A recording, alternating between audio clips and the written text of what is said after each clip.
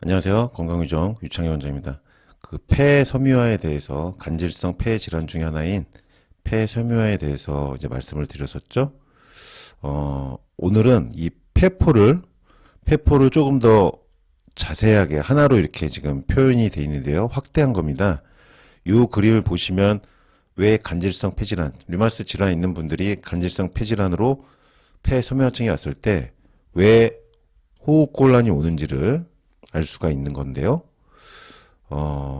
지금 이 폐포에서 저번에 간질을 이제 좀 더 명확하게 구체적으로 보여준 그림이거든요. 여기가 간질이죠. 요 간질. 여기 지금 확대된 그림이라서 폐포 하나를 이렇게 쭉 단면을 보여주는 겁니다. 그래서 간질이라는 것은 이 경계라 그랬죠. 폐포와 폐포 사이의 경계, 접착면의 경계. 그래서 관절로 생각하시라 그랬죠. 관절이 있으면 관절 싸고 있는 활막과 같이 간질은 폐포와 폐포를 연결하는 어떤 중간막이다. 폐소멸증은 뭐라고 말씀드렸죠? 폐가 이 서서히 굳어지면서 제 기능을 못하면서 호흡이 어려워지는 병이라고 말씀드렸죠. 그리고 폐소멸증인 이 간질성 폐질환 중에 하나가 폐소묘하다. 이 폐의 끝부분에 이 폐포 사이에 위치한 조직이 간질이다 말씀드렸고요. 이 부분에서 이제 염증이 생기는 겁니다. 이 간질 부분에서 염증이 생기는 거예요. 류마티스 관절염은 관절의 활막에서 염증이 생기면서 관절이 붓고 변형이 되죠. 섬유화되면서 폐에서는 이 간질 부위가 염증이 생기면 이렇게 두꺼워지면서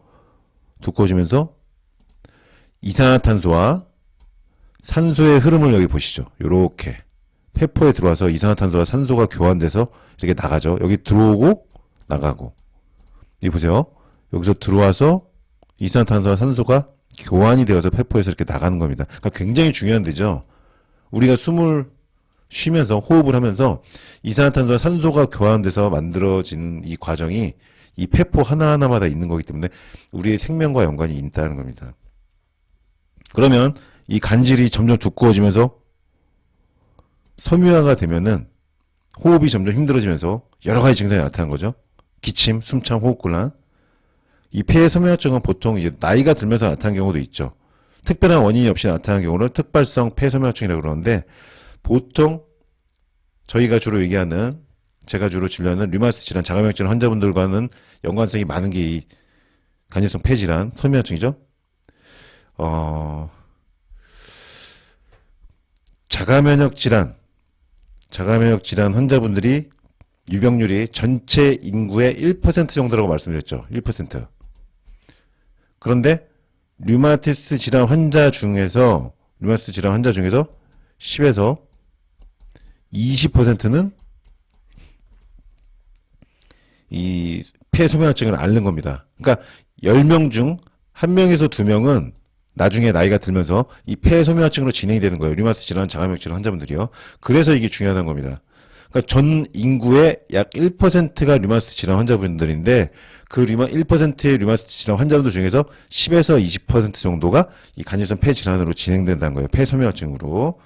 그러니까 특발성 폐섬유화증이라고 하는 것은 원인을 알 수가 없는데 자가면역 질환 환자분들 같은 경우는 자가면역 질환에 의해서 간질 부분이 섬유화가 되면서 이 산소 이산화탄소 교환 과정에 문제가 생기면서 호흡 곤란이 생기는 것이다. 이해가 되시죠? 이 정도 이제 설명을 드리면은 간질성 폐질환, 류마티스 질환과의 연관성, 왜 이 간질 부분이 중요한 것인지. 만약에 스테로이드나 면역 억제제만 복용하면서 류마티스 관절염 환자분이 나이가 들어간다면 어떻게 될까요? 이 부분이 두꺼워지는 걸 점점 막을 수가 없겠죠. 왜? 류마티스 질환의 근본적인 관해 상태로 접어들지 않는 한은 염증 억제, 면역 억제만 해서는 이 간질이 두꺼워지는 걸 막을 수가 없습니다. 그래서 양약을 계속 복용하시면서 오래 지속되시는 분들은 이 폐 질환이 결국 류마티스 질환 환자분들 중에서 양약을 오래 복용하신 분들은 결국 나중에 근본적으로 질병 활성도가 낮아지고 관해되는 것이 아니기 때문에 결국은 이 간질 부분이 두꺼워지면서 류마티스 관절염 환자분들이 양약을 오래 복용하면서도 나이가 들면서 관절이 변형되는 것처럼 이 폐 역시 간질 부분이 면역 억제제 스테로이드를 복용하면서도 점점 두꺼워지기 때문에 나중에 폐질환이 오면서 문제가 된다. 그래서 양약을 끊고 관해 상태, 항체가 정상 범위로 들어오고 염증 수치가 정상으로 들어오고 염증 수치도 정상으로 돌아오면서 약을 복용하지 않는 상태에서도 통증이 없는 상태, 항체도 정상이 된 상태를 목표로 해야 된다는 겁니다. 폐포를 좀 더 자세하게 보여드렸습니다. 그리고 이산화탄소와 산소가 교환되어 가는 폐포의 단면도 보여드렸고요. 간질성 폐질환, 류마티스 질환 환자분들의 폐 소멸증에 대해서 이 그림을 보시면서 잘 이해해 주시기 바랍니다. 이상 건강유정 유창일 원장이었습니다.